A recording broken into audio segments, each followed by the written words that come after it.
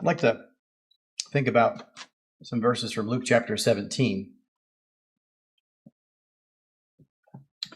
Kind of thinking about how, kind of going with the lesson and kind of going with our invitation song, which is Lead Me to Some Soul Today. The idea that people can fall away and run into struggles, and how we need to be helpful to them and try to lead them back in the way, and how we need to have faith. And what that means is we need to be faithful and realize we're not the king of the world. We are faithful servants, and to not be self-righteous. So let's just think about some thoughts as we look through these verses here. In Luke 17:1, Jesus is talking here, says, now he says to his disciples, it is inevitable that stumbling blocks come, but woe to him through whom they come. In other words, people are going to have hard times and struggle and be tempted and this and that. But just because that is going to happen, we shouldn't, cause it. We shouldn't be supportive of those bad things to happen. We shouldn't be the one tempting people. We should be supportive of the truth. He says, verse 2, it would be better for him if a millstone were hung around his neck and he were thrown into the sea than that he would cause one of these little ones to stumble. And whether he's talking about, children as little ones, or just those, new in the faith or weak in the faith, those that are vulnerable, it is wrong to lead them astray. And so we certainly don't want to be people that are doing that. And he says, verse 3 here, be on guard. If your brother sins, if he does stumble, as we know it's inevitable, these things do happen. If your brother sins, rebuke him. We have a responsibility to call out sin, not to be, harsh and overly vindictive and judgmental, but we also need to recognize sin for what it is. And when we see someone struggling with that, we should call that out.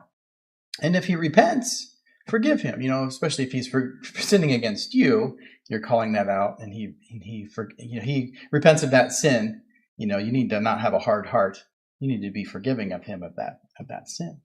And if he sins against you 7 times in a day, verse 4, and returns to you 7 times saying, I repent, forgive him. And of course, other passages talk about, 7 times or 70 times 7 or 77 times. The point is, we need to be abundant and generous in our forgiveness, and not be curmudgeonly and stubborn and not very welcoming in that. And so in the apostles sort of responding to this, recognizing perhaps the difficulty of this, the apostles said to the Lord, increase our faith, help us to grow, because maybe we aren't as forgiving and helpful as we should be.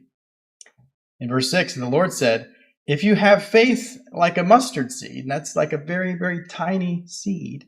He's using this as an example, this tiny seed. If you have faith even like this little tiny seed, actual true faith, you would say to this mulberry tree, be uprooted and planted in the sea, and it would obey. You do these great miracles, is what he's saying. You could accomplish great things. And then he seems to almost change the subject, but I think he's still talking about faithfulness. Faith as a mustard seed. If we're truly faithful to our master, then we're going to be obedient and serving him.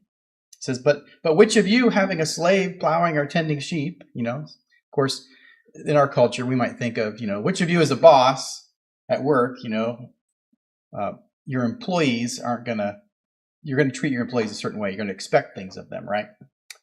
You won't say to him, and when he has come in from the field, come immediately and sit down to eat. That's how you would treat your family, but not really your employees.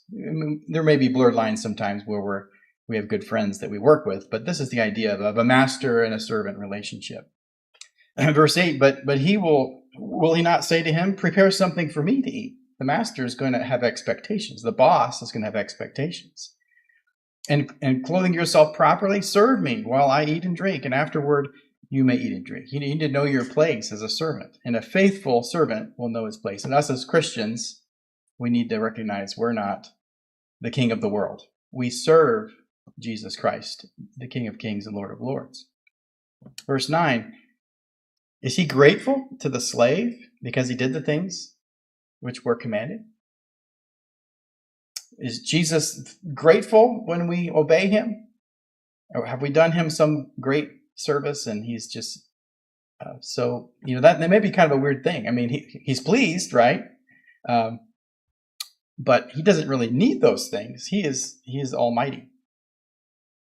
But we need to recognize our place is what the point he's making. In verse 10, in this way, you also, when you do all the things which are commanded of you, and I think it's the idea of God, if you're obeying God to the nth degree, and of course all of us, just as the song we sang before, where are we on that path of all of self and none of thee, to the greatest ideal, to all of none of self and all of thee.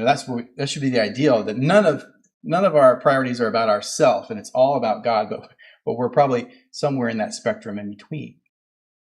But if we were actually to the point that we were perfectly obeying all of God's commands and always doing the right thing all the time, in this way, you also, when you do all the things which are commanded of you, say, we are unworthy slaves.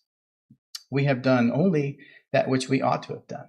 When we serve God, it's not some great credit to us. It's simply what we are supposed to do. And so the song we're going to sing talks about our desire, kind of a prayer that we would help us fulfill the Great Commission. Lead us to souls that we can save. Lead us to that brother that's fallen astray. And maybe one of us is a brother or sister that's in some need of that today. But in verse 3, he says, lead me from self-righteousness. May Christ always be seen in me. How can I do any less than lead more souls to thee? If I lead souls to God every day, and I say everybody, that doesn't really earn me anything. I mean, that's good that we would do that, and we should do that. We should work towards that.